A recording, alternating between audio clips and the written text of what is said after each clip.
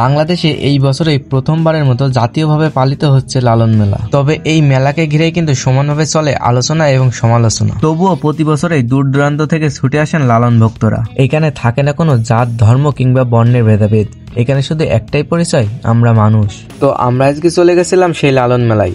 চলুন ঘুরে দেখি এই বছরের সেখানকার আয়োজন কেমন চলছে। তো আমরা প্রথমেই প্রবেশ করেছিলাম একাডেমিক ভবন, যেখানে লালনের ব্যবহৃত অনেক জিনিসপত্র আছে, যেখানে ভিজিট করার জন্য দেয়া লাগছিল মাত্র 10 টাকা।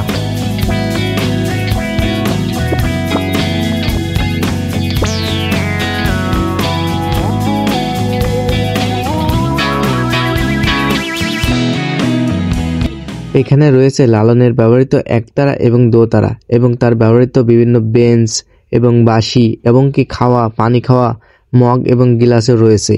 আর দেওয়ালে যেসব ছবি রয়েছে এসব বেশিরভাগ ছবিগুলোই লালন ভক্ত শিল্পীদের আঁকা।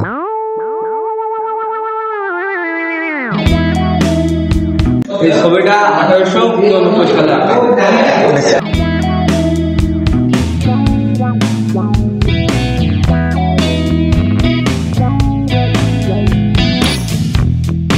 যেহেতু এই বছরে প্রথমবারের মতো জাতীয়ভাবে পরিচালিত হচ্ছিল এই লালন মেলা, তো সেখানে কিন্তু উপস্থিত হয়েছিলেন সেখানকার জেলা প্রশাসক এবং তিনি এই লালন মেলাকে নিয়ে কিছু বক্তব্য পেশ করেন।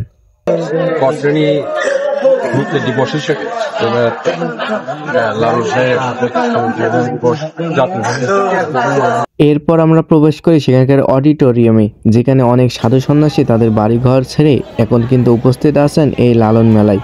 এখানে কিন্তু তারা উপস্থিত থাকবেন আগামী 3টি দিন, যতদিন এই লালন মেলা চলবে।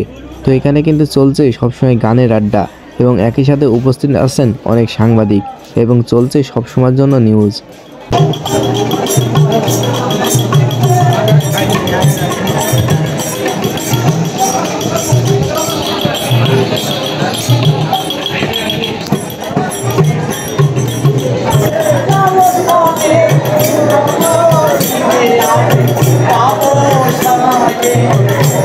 একই সাথে গান গাইতে দেখা যাচ্ছে অনেক ছোট ছোট বাচ্চাদেরও।